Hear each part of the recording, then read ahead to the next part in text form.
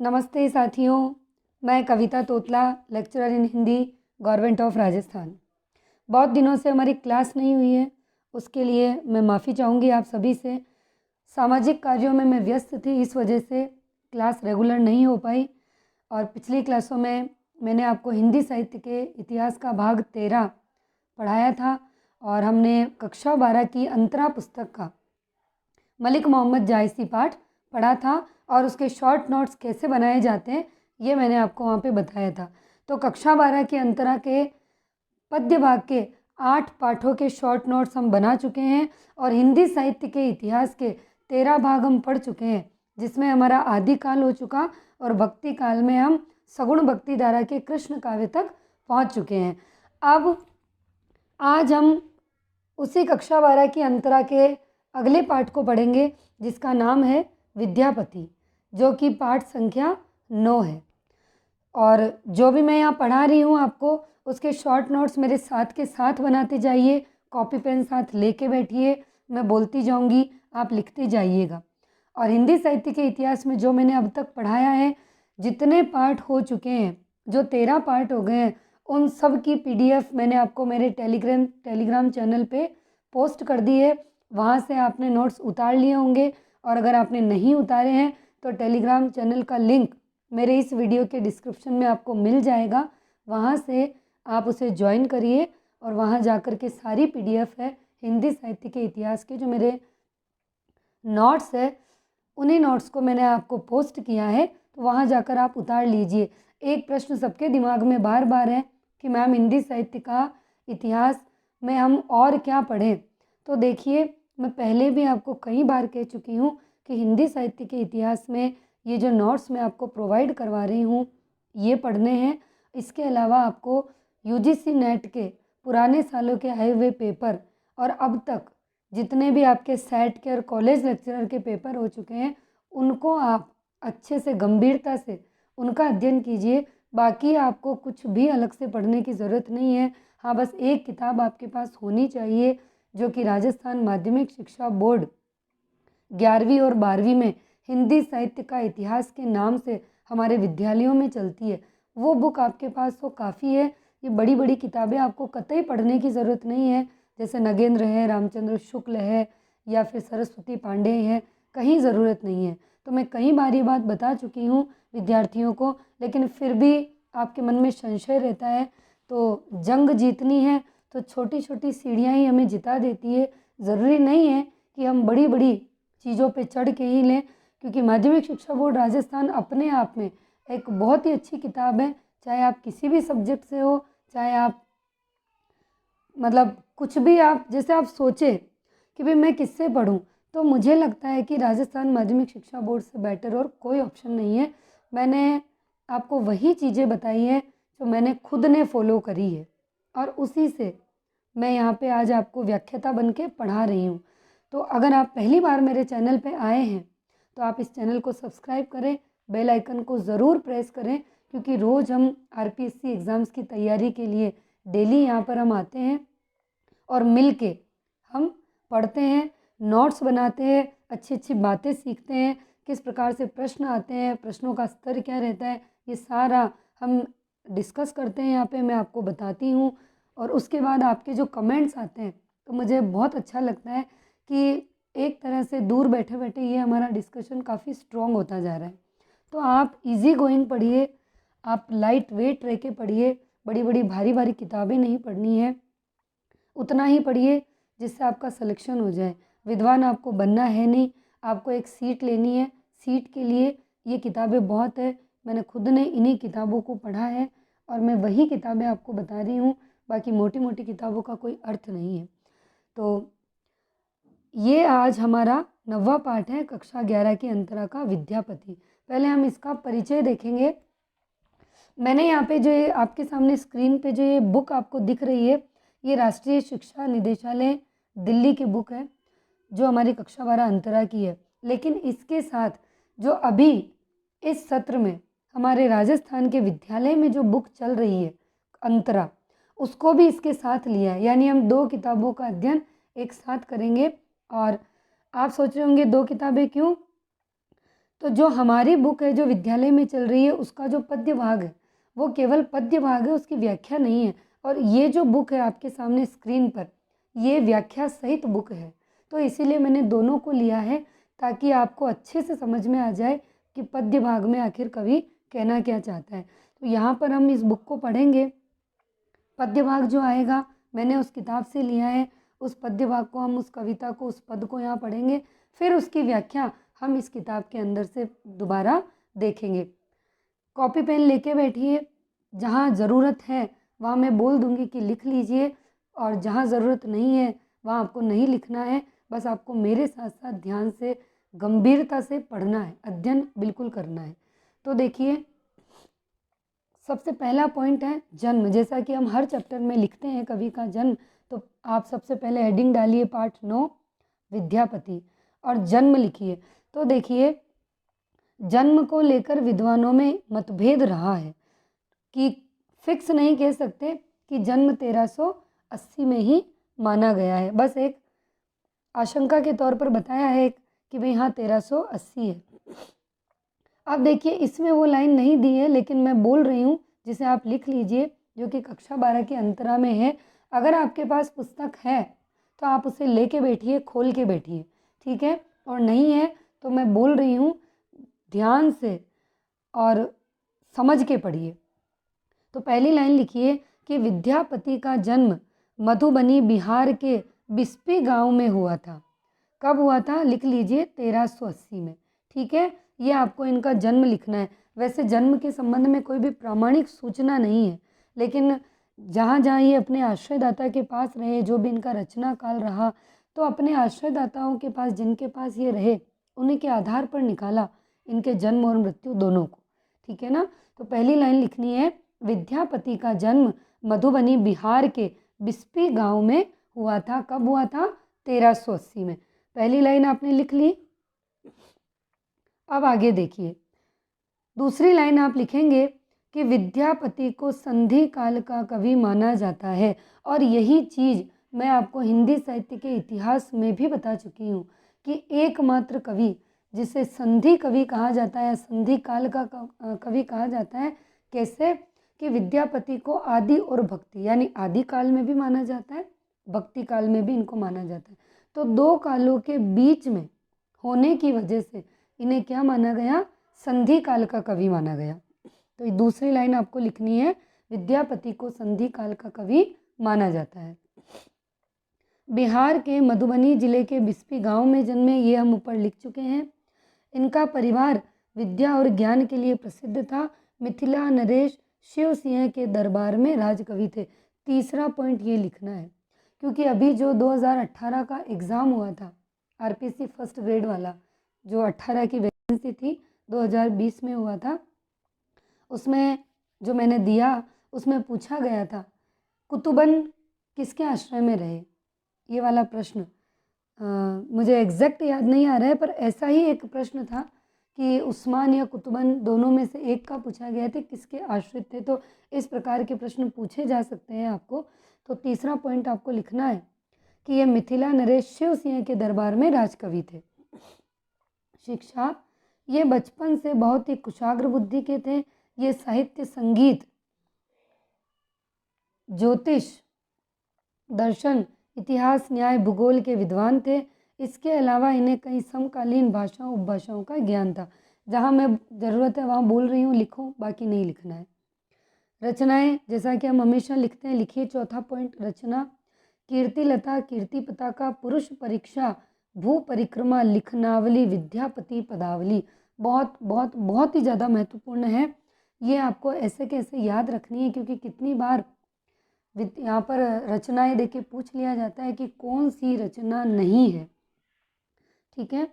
अगला देखिए, इनकी साहित्यिक विशेषताएं। विद्यापति, इन्हें का मतलब विद्यापति। विद्यापति संस्कृत, अपभ्रंश, मैथिली भाषाओं का ज्ञान था इनको। ये आदि काल और भक्ति काल के संधि कवि हैं।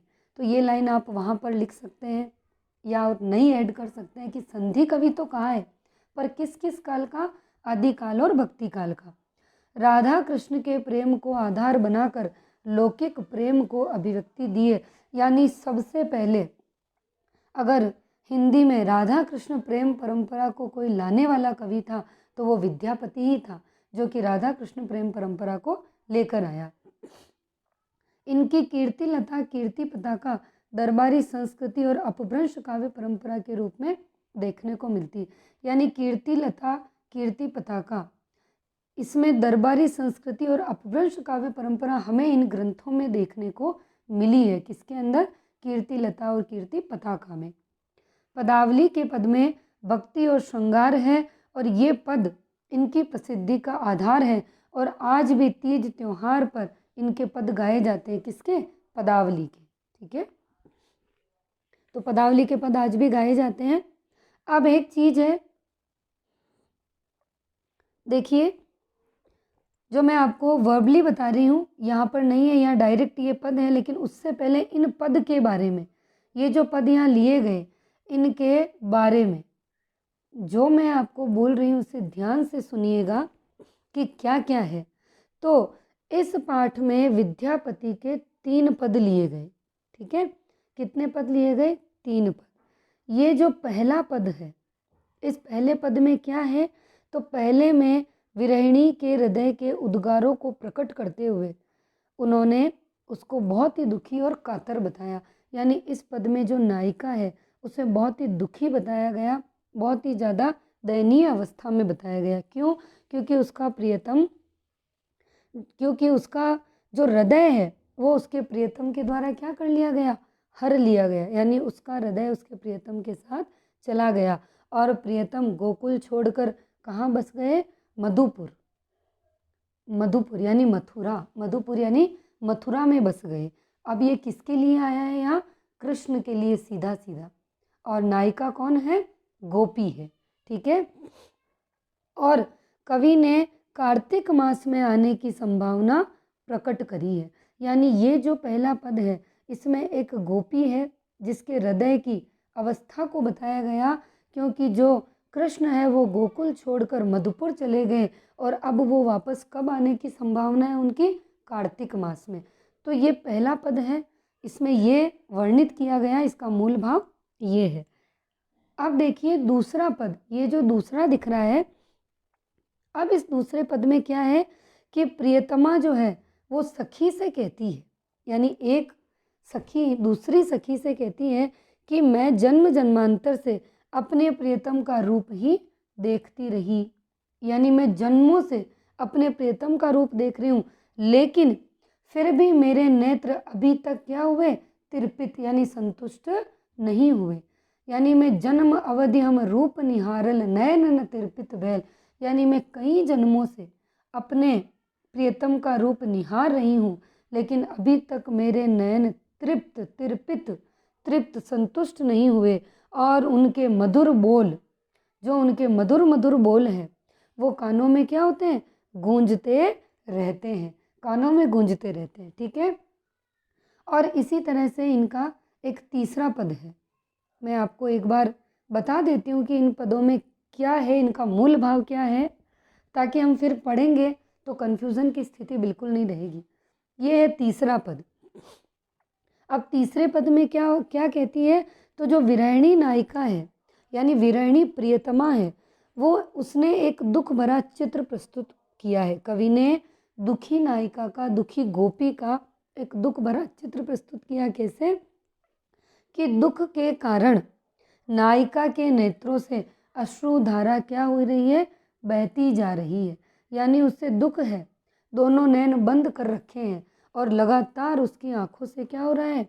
आंसुओं की धारा बहती जा रही है। नेत्र उनके मूंद ही रहे दो नयान, नेत्र खुल ही नहीं रहे हैं। और विरह में दिन दिन नायिका क्या होती जा रही है? क्षीण होती जा रही है। कैसे? जिस प्रकार से 14 का चांद घटता जाता है, उसी प्रकार से नायिका का शरीर प्रियतम के विरह में दिन दिन पल पल क्या होता जा रहा है? क्षीण होता जा रहा है, खत्म होता जा रहा है। तो ये 3 पद विद्यापति ने लिए, तीनों का मूल भाव मैंने आपको बताया। अब देखिए, हम पहले इन पदों को पढ़ेंगे, फिर हम उसके बाद इनकी व्याख्या देखेंगे। ठीक है। के पतिया ले जायत रे मोरा प्रियतम आस, ये कहना चाह रहा है। अब देखो ये लाइन बहुत टफ लग रही होगी आपको, है ना, क्योंकि ये अलग ही है। ये जो भाषा है, ये लैंग्वेज जो है, ये अलग ही भाषा के हैं। तो आपको ये लग रहा होगा कि ये अजीबोगरीब क्या है। तो आपकी सुविधा के लिए पहले हम करते हैं इनके शब्दार्थ को, ताकि उससे ये आसान हो जाएगा आगे जो भी है। तो देखो पहले हम शब्दार्थ कर लेते हैं, उससे आसान हो जाएगी। पतिया, अब हमने आगे उधर देखा के पतिया, पहली लाइन ही यही आई थी। पतिया का अर्थ होता है पत्र या चिट्ठी। लय जायत यानी ले जाए, ले जाने वाला। सहे, सहना, सहन करना। सावन मास, सावन के महीने को कहा गया। एक सरी यानी अकेली खड़ी। अनकर, अनकर यानी अन्यतम, कोई दूसरा। पतियाए यानी विश्वास करे। यहाँ है पतिया यानी कि पत्र, और पतियाए यानी विश्वास करना। मधुपुर, इसे कहते हैं मथुरा। अपजस यानी अपयश, यानी जो अपयश होता है ना, हम कहते हैं संसार में जो बुराई, बदनामी, वो चीज़ है। मन भावन, मन को भाने वाला, मन को अच्छा लगने वाला। प्रीत यानी प्रीत। बखानीय यानी बखान करना। निहारल, देखा, देखना। तिरपित, तृप्त होना या संतुष्ट होना। भेल यानी हुए, यानी एक हो गए। कोई अपन नहीं कहते भेल, यानी चीज़ों का एक होना। सेहो यानी वही, ये भाषा है, आप इसको ध्यान से समझिएगा इनके अर्थों को। स्त्रवनहि यानी कानों में, स्त्रवन यही यानी कानों में, और श्रुति यानी क्या है, श्रुति, सुनना। कत यानी कितनी। मधु जामिनी, मधुर रात्रियाँ। रमस, रमण करना। गमाओली, गमाओली यानी गुम गया। हम हमारी देशी लैंग्वेज में अगर बात करें तो गुमाना, गुमा दिया, गंवा दिया, या गुजार दिया, या बिता दिया, यानी जो चला गया, जो पल वापस नहीं आएगा। कैसन, हम कहते हैं ना कैसन हो भैया, कैसा। केली यानी वैसे क्रीड़ा होता है, खेल होता है, यहाँ पर है मिलन का आनंद। और जरनी यानी जलन, जरनी यानी जलन, यानी जलना। ठीक है, ये शब्दार्थ है। इनसे अब हमारा जो पद है वो क्या हो जाएगा, आसान हो जाएगा, आपको आराम से वो समझ में आ जाएगा। के पतिया ले जारत जायत रे मोरा पियतम पास। ये नहीं सहे असह दुख रे भेल साओन मास। एक सरी भवन पिया बिनु रे मोही रहलो न जाए। सखी अनकर दुख दारुण रे जग के पतियाए। मोर मन हरि हर लये गेल रे अपनो मन गेल। गोकुल तजी मधुपुर बसरे कन अपजस लेल। विद्यापति कई गाओल रे धनी धरू मन आस। आओत तोर मन भावन रे एही कार्तिक मास। दूसरा है सखी है कि पूछे सी अनुभव मोय। सेह प्रीति अनुराग बखानिय तिल तिल नूतन होय।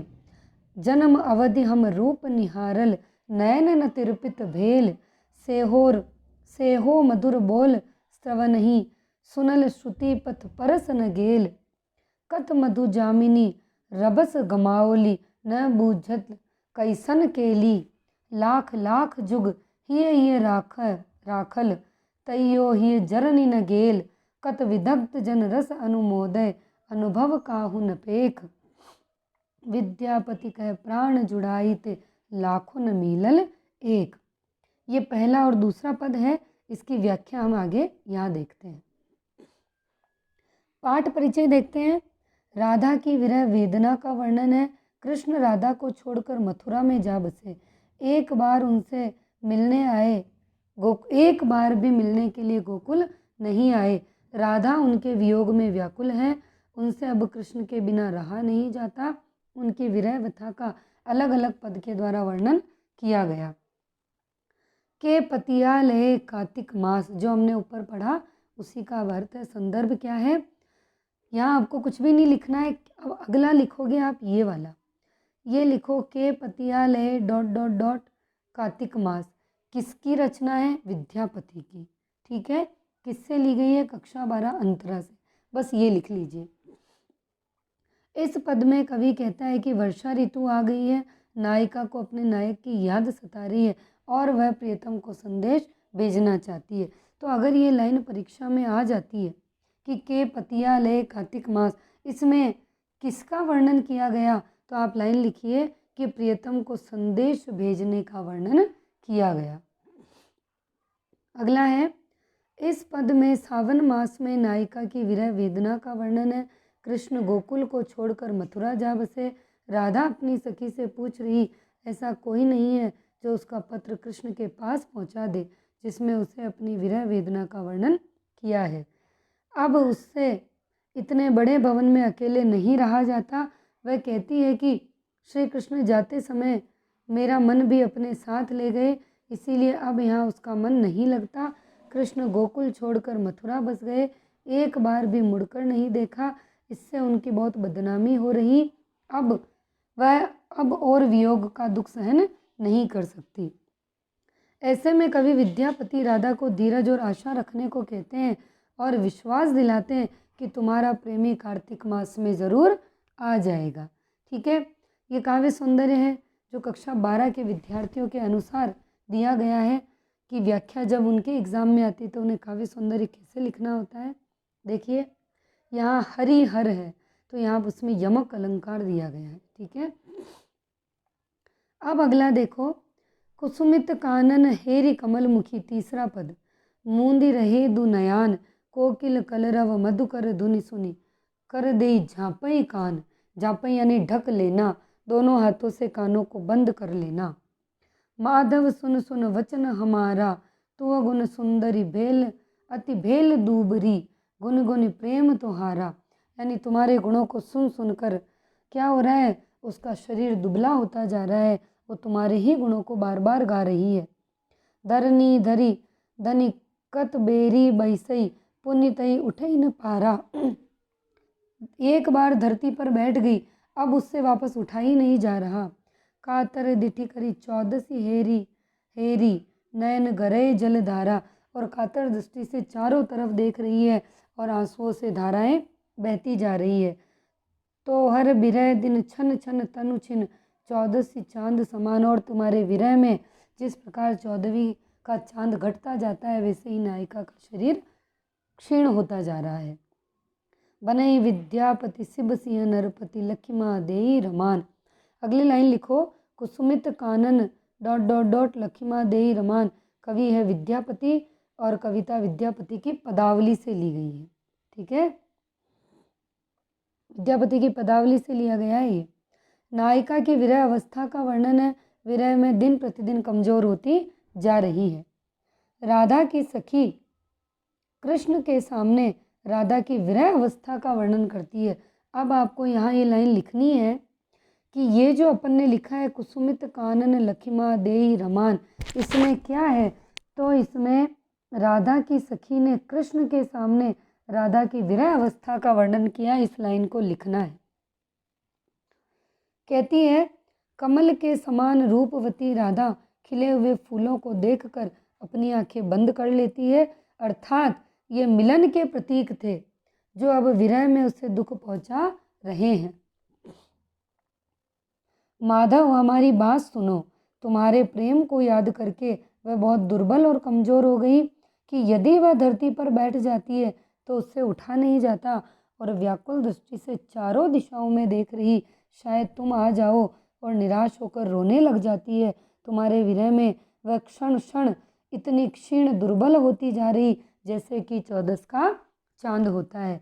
विद्यापति राजा शिव सिंह के आश्रय कवि थे, अतः वे उनकी प्रशंसा में कहते हैं कि राजा शिव सिंह विरह के प्रभाव को जानते हैं, अतः वे अपनी पत्नी लक्ष्मा देवी के साथ रमण करते हैं। ठीक है, अब देखिए आगे का जो हमारा दूसरा पद है, सखी है कि पूछे सी अनुभव मोय, से है पिरति अनुराग बखानिय, तिल तिल नूतन होय, जन्म अवधि हम रूप निहारल, नयन न तिरपित भैल, से हो मधुर बोल स्त्रवन ही सूनल, श्रुति पथ परस न गेल।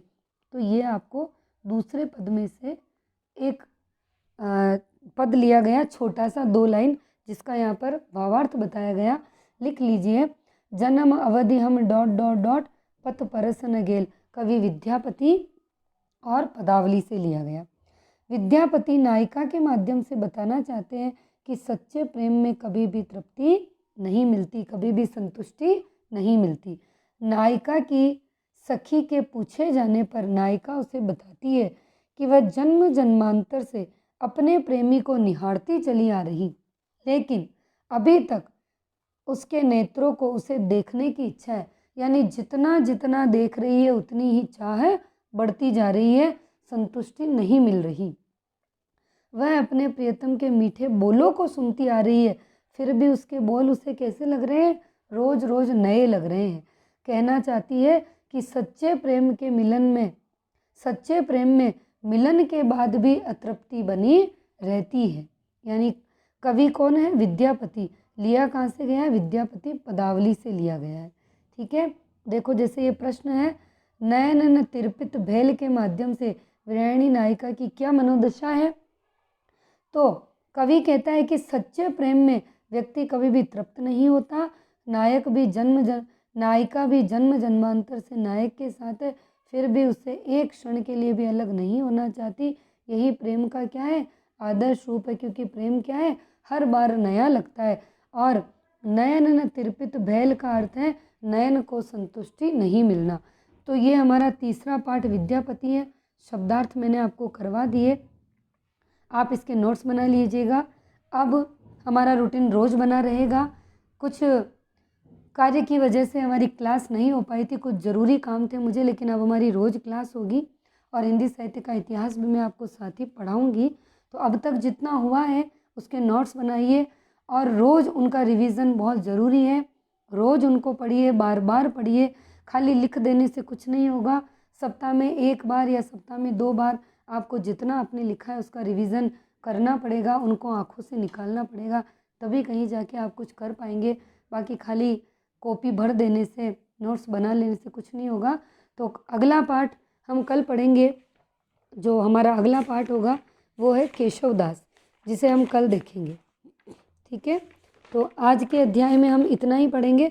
अगला हम केशव दास पढ़ेंगे। पहले से पढ़ के रखिएगा ताकि आपको अच्छा सा समझ में आएगा। धन्यवाद।